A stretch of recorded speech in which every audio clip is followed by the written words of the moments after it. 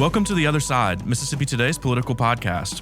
The Other Side lets you hear directly from the most connected players and observers across the spectrum of politics in Mississippi. From breaking news to political strategy to interviews with candidates and elected officials, we'll bring you facts, perspectives, and context that helps you cut through the noise and understand all sides of the story. I'm Bobby Harrison. I'm here with my colleagues today, Geoff Pender. Geoff, how you doing? Hey, Bobby. And of course, we have Taylor Vance here. Taylor, you doing okay? Yeah, I'm doing all right. Yep. Surviving the session. Well, that's what we're going to talk about. And we have, Medicaid expansion has been the dominant issue this session, of course. And but there's some other stuff we're going to talk about too. This podcast as time permits. But Geoff, give us an update on Medicaid expansion. Where does that stand right now? Yeah, we're kind of like we've been much of this session, kind of, I guess, in a holding pattern, waiting. I guess the final negotiations are supposed to begin like any minute now. Any day. The Senate killed its own bill, took the House bill, stripped it, put their version in, what they call Medicaid expansion light, sent it back. Now we're waiting on negotiations to be. The House said we're not going to take your version. We want to negotiate. I think the House has named its 3 conference committee people to haggle it out. I think that's going to be Medicaid Chairwoman Missy McGee, Public Health Chairman Sam Creekmore, and Joey Hood was a third, yeah. Right? Former Medicaid. Yeah, that's kind of fun. I'm sorry to interrupt you, but Joey Hood's, kind of a little funny since he served as a Medicaid chair for the past couple of terms and has blocked efforts to expand Medicaid and has been just didn't have any meetings basically. Yeah, he didn't have any meetings. This may be his first actual Medicaid meeting to be in on. And maybe he was just following orders because I'm sure he was. I think he vote for the Medicaid expansion plan. I believe so, and I remember after he had kind of drug his feet, I believe it was last year on postpartum Medicaid, he ended up voting in favor of that. So yeah, I think that was likely just following orders under former Speaker Philip Gunn. But at any rate, overall, you were asking where it stands.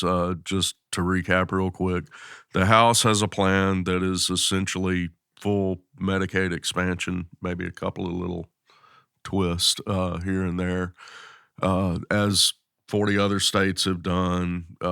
Fully expand to cover, it's probably going to be around 200,000 people here, except their plan would draw down about $1 billion a year in federal funds to cover that. First couple of years, a good bit. Couple of years, you get what some people are calling a signing bonus. You get an extra. It's going to work out to $600 to $700 million over the first 2 years. The House, one thing they're saying is that their plan will be free, essentially paid for with federal money totally for the first 4 years, and then it repeals. Speaker White is actually calling it a pilot program. They can see how things go. On the other hand, the Senate is a way more, austere plan. Theirs would only cover the poorest of the poor, so to speak, probably about 40,000 as compared to about 200,000 with the House plan. The Senate plan would, by its design, turn down the extra federal money, both the $1 billion a year and the $700 million signing bonus. That's a big point of contention. The Senate plan also would, I guess, tightly monitor whether people are working, not just whether they're working, but whether they're working enough, like 30-ish hours a week or whatever.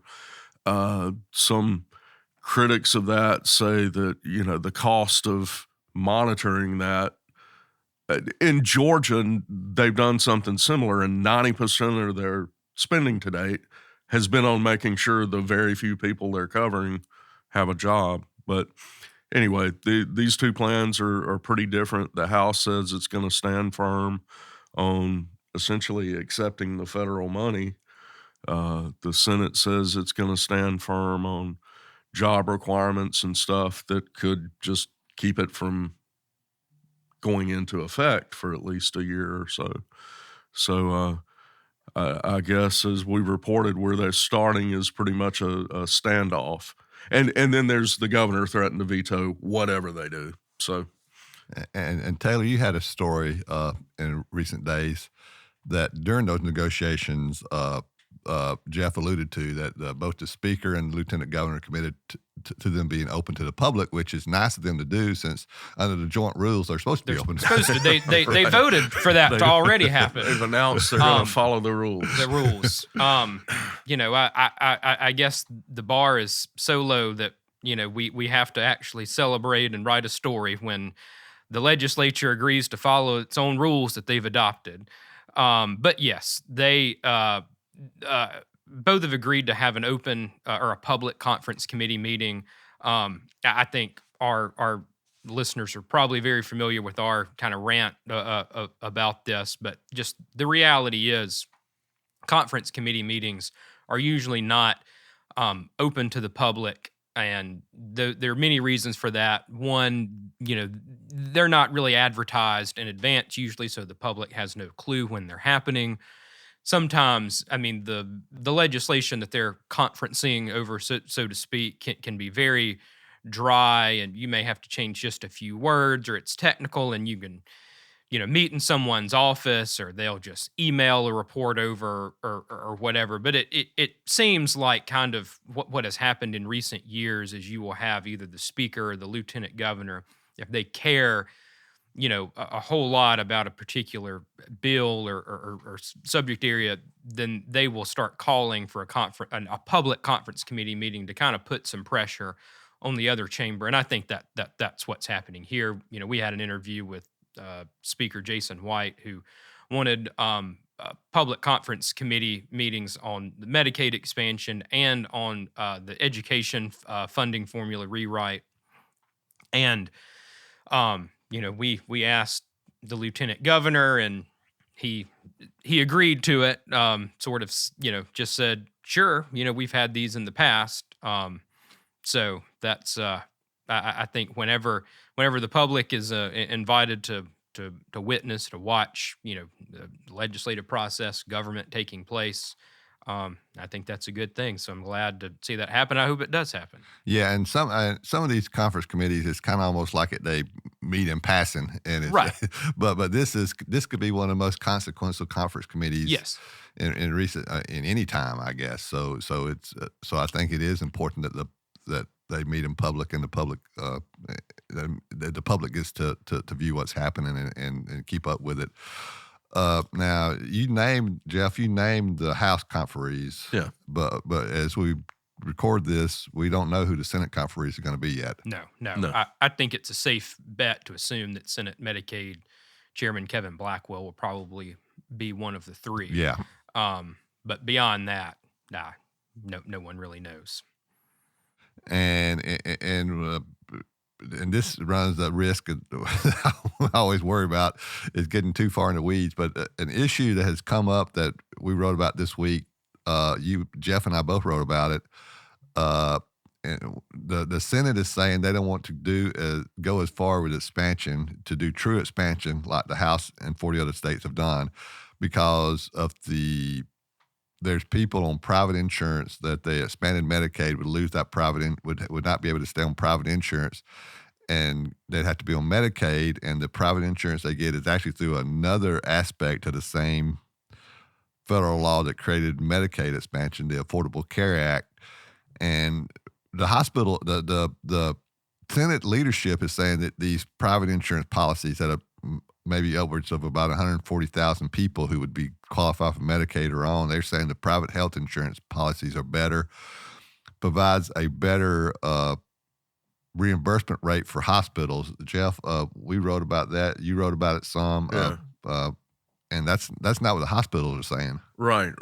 Well, there's been some changes too. Oddly enough, Governor Tate Reeves, who is, adamantly opposed to Medicaid expansion, his healthcare solution to date, so to speak, has been not to expand the number of people covered, but to expand the amount of money we're drawing down from Medicaid for the healthcare providers. For the healthcare providers, hospitals. and in doing so, he's made Medicaid expansion a lot more lucrative for hospitals, probably compared to the subsidized federal exchange policies. Essentially, payments to hospitals under what Reeves did starting last year and finishing up this week is increase the Medicaid reimbursement for hospitals to for managed care. It's increased to the average commercial rate, what insurance companies pay for the fee-for-service regular Medicaid services people get. That fee is brought up to the Medicare level, which is close to what private insurers pay. So that kind of would appear to take a little of the steam out of the people that are saying don't expand it so we can preserve the federal exchange. Well, and I don't, correct me if I'm wrong, Geoff. I believe the governor's plan had an extra tax on hospitals. Is that right? Yeah. And they're paying the state share to draw down that federal money. And I believe the money that's coming from the federal government is coming from the same pot of that dirty, filthy welfare money that it would come from under Medicaid expansion. CMS, ACA, however you want to say it. Yeah, it's coming from the same pot. I guess it's a different philosophy. That seems like expansion. The same process. Well, expansion under people expansion. Want to help, working poor Mississippians. This other plan is just, to use that same money and just help hospitals and wish all those uninsured folks luck. Whereas the Medicaid expansion would provide coverage for working poor people and also would help the hospitals at the same time. Right. And if you read studies, it would also be a big boost to the state economy on top of all those other things. Along those same lines, you talk about the same pot of money for both programs. And for, all these years, Mississippians have been paying Medicaid expansion in states like California and Arkansas and Louisiana and, 40 other states. So we're kind of paying for the working poor to have health insurance in those states, but not in Mississippi. So that's of interest if nothing else. Yeah. Yeah. So is there anything else on Medicaid expansion we want to talk about? So there's some other big issues. I mean, there was talk at one point, and maybe there's still talk, but I don't see how it's going to happen, of the legislature actually leaving early this term. But I mean, there's some major issues that they got to. They're a long way from agreeing. You want to wager on that one, Bobby? Yeah. It's actually looking like we may stay a little longer than leave early. Yeah, I would take that see. bet. That's the side I'd bet on if I was betting. One of those issues that Taylor actually alluded to it a while ago is education and the efforts of the House to rewrite the long-standing Mississippi Adequate Education Program, that is the funding formula that provides the state share to basics to operate local school districts. The Speaker says they're not going to fund that formula anymore, but it's still the law of the land, and the Senate at this point is not willing to rewrite it. So, just what's going to happen there? That's a tough one. That's one that could, we're already hearing rumblings, at least, of them being at such loggerheads that they wouldn't pass an education budget and might go home without one, which, I guess would require bringing the governor, forcing them back into special session, most likely, maybe the specter of trying to run public education without an official budget, which gets into all kinds of legal issues. I know you've looked at that, Bobby. Yeah, the years ago, there was it's 2 or 3 times in the history of the state, there's been these loggerheads. At one time, 2009, I think, they just didn't pass the budget at all. It looked like they were not going to have fund anything. And then Attorney General Jim Hood issued some opinions that essentially said, if you just kind of followed his opinions to the logical conclusion, that if it was a service that was spelled out in a state constitution like education, then even if there was no budget, then the education would be funded at the level it was funded the previous year, and there'd still be money for schools and stuff. So, but that would be just a real messy, messy situation. But and it's hard to interpret exactly what Jason White is saying and some of the stuff he says, and he won't provide additional details sometimes. But if you just read his statements verbatim, it appears that he's saying that they're not going to fund education. Maybe I'm reading too much into it. That's not what he's saying. I apologize, but it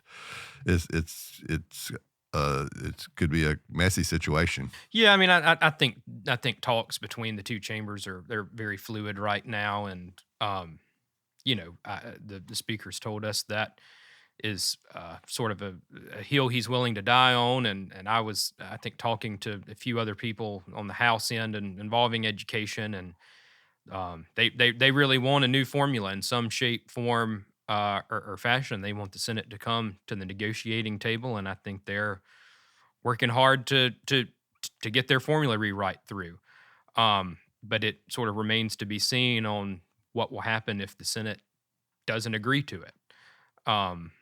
So it's one of those things that we just sort of have to wait and see. But right now, what they're saying, they're pretty strong in saying it's a hill they're willing to die on, but we don't really know what that means at this point. Yeah. Bobby, one thing I've seen in this, maybe you can speak to, is both sides, so to speak, in this matter, say, if we get our way, we'll spend a whole lot more on public education. So what hangs in the balance there? Yeah, it's such an ironic thing that both sides have the House, when they passed their plan, it was almost like it was an enticement to get people to vote for it. They said, if you pass this plan, we're going to spend a record amount on public education. And so the Senate killed the House plan, but at the same time, the Senate proposed a budget that would actually spend more on public education. So we'll spend more. So it's, in that sense, that's actually good for I guess K through 12. There's this one-upsmanship game being played by the two chambers. That's better than pass this bill or we'll shoot this kitten, right? Yeah. But but at the same time, the speaker said we'll spend a record amount on public education, but if you don't pass our plan, maybe we won't spend anything on public education. It's just such a bizarre, in my way of looking at it, such a bizarre stance to take. The Senate is saying that they question, they want to study the issue in the off session. Senate Education Chair Dennis DeBar has committed that he would work with his House leadership in the off session to look at the possibility of changing the funding formula. And their budget even includes $25,000 for the State Department of Education to kind of begin the process of studying the funding formula and making recommendations. And one thing, Geoff and Taylor, that's kind of been lost in all this fight, and maybe that's my fault since I've been writing most of the stories, but the Senate budget proposal now includes $50 million for K through 12 teacher pay raise, which I think would be about $1,000 per teacher, which is not, nothing to sneeze at. Yeah, doesn't it somehow also include some college? Yeah, faculty it includes raises? it includes another $50 million for universities and community college faculty, which would probably be I guess it'd be more money for them. I hadn't seen any numbers, but I think there's fewer of those faculty members than there are public school teachers. Well, it'll be interesting to see what happens. I think House Education Chair Rob Robertson and Vice Chair Kent McCarty and Representative Jansen Owen are probably going to have to get some new shoes when this is over, because the past week I've seen them pacing and walking the halls of the Capitol trying to get a deal made with the Senate. So yeah, Taylor and I are in our desk or in the Capitol. We sit side by side, and we can witness all that happening as just people going back and forth. Yeah, Crossing the border between House and Senate. Yeah.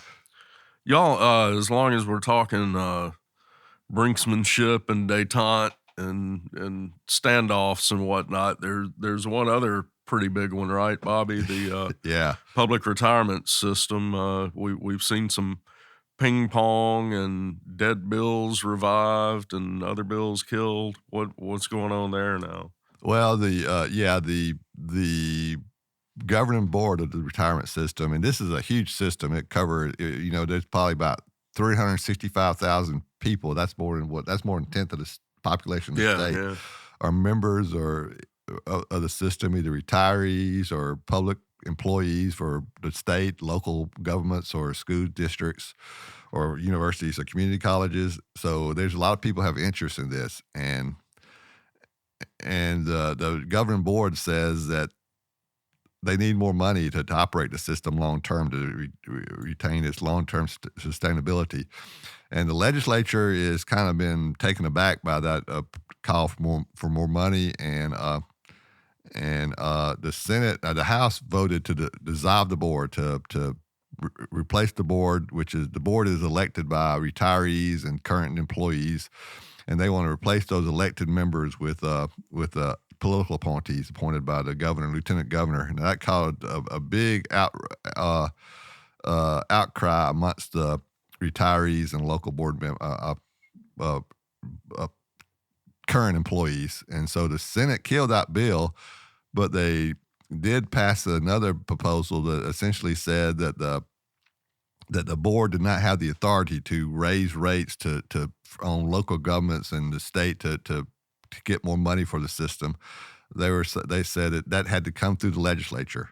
Now, at the same time, the Senate's also saying that they're willing to pump more money into the system at the end of the session to help with its long-term sustainability. And the question is whether the House will go along with that. I'm sorry I stuttered along so I'm explaining that, but it's a complicated issue. Yeah. Bobby, you and I were talking, I think just recent days, about if you look at how much governments are having to kick in per employee on their paycheck, we're way up there, right? Yeah, right now, what I tell you, Geoff, we're at 17.4. Yeah. And the board, which has as its current law has the sole authority, has unilateral authority to increase the amount of money going into those paychecks by the local and the state government. The city or county government would have to pay, or the state. The state.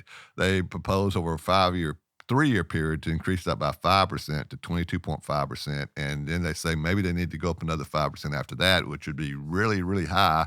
And that's what's causing some consternation amongst legislators, and especially amongst local governments who say, Toby Barker, who is mayor of Hattiesburg, and I think he's headed president of the Mississippi Municipal League, he is saying that the cities cannot afford that they'll have to cut services, lay off employees, raise taxes. It'd just be a disaster for them. And the legislators have been listening to what the local government officials are saying. So the Senate at least is saying Senate leadership is saying we're committed to putting additional money into the system because they say, that they have an obligation to ensure the benefits for the retirees over a long period of time, and it should be pointed out that everybody says as of right now the system is fine, that there's not going to be any changes in the benefits, and that there's money to meet the obligation to pay the retirement benefits. But over a long period of time, a lot of people do worry about the sustainability of the system. And not just we're looking at the employers, at some point soon maybe having to kick in 25+% per paycheck. Employees already pay a pretty hefty rate, don't they? 9%. 9%. Yeah. Not like they're getting it scot-free either. Yeah, and the benefits in the system are pretty good, and the argument has always been that the state and local governments don't pay as well as the private sector, so they view the retirement system as an enticement to get people to work for local and state governments, and this is these are talking this is complicated stuff. You're talking about what's going to happen 20 years from now, 30 years from now. The people that study this and decide whether the system is sound, they look at the number of people who The silver tsunami coming. yeah, the number of people who Baby are gonna die and not need the benefits any longer to be. Senator High Bryan, I thought he kind of hit the hammer on the nail. He said that there's two things he could do personally to ensure the sustainability of the system. He said he could stay in office as long as possible to pay into the system to help to sustain the system, and as soon as he left office, he could die. So, and he said he chose the first option, and so, but that's kind of and even Randy McCoy, a former state local school superintendent from up in Tupelo, who's a member of the PERS board. He kind of said that during a meeting with senators that that right now you got all the baby boomers are retiring, but they're not. He said they'll be dying in a few years, and that would kind of release some of the pressure on the system. So that's kind of a bad way to look at the things, but that's the kind of things you're dealing with PERS. Yeah. Well, those are three sticky issues, I guess, that they're going to be dealing with here in the final weeks. Yeah. Besides trying to set a budget. It's like we've entered into what I call silly season of the session, where everyone gets mad at each other. The House members hate one another, the senators hate one another, the House hates the Senate, vice versa. They all call each other terrible names, and then they beg us to, call the other chamber terrible names in print and kill bills, and then they will Frankenstein bills and revive them and pull shenanigans, and everybody's at the end just ready to go home and get out of Jackson. Yeah, we talked about those three issues, but there'll be some other issues that come up that we're not even on our radar right now. Right. Usually so. Yeah, but anyway, guys, enjoyed it. Yeah, thanks. I'm looking forward. These next few weeks may be interesting. Yeah, looking forward to and getting over with. Yeah. See ya. Thank y'all.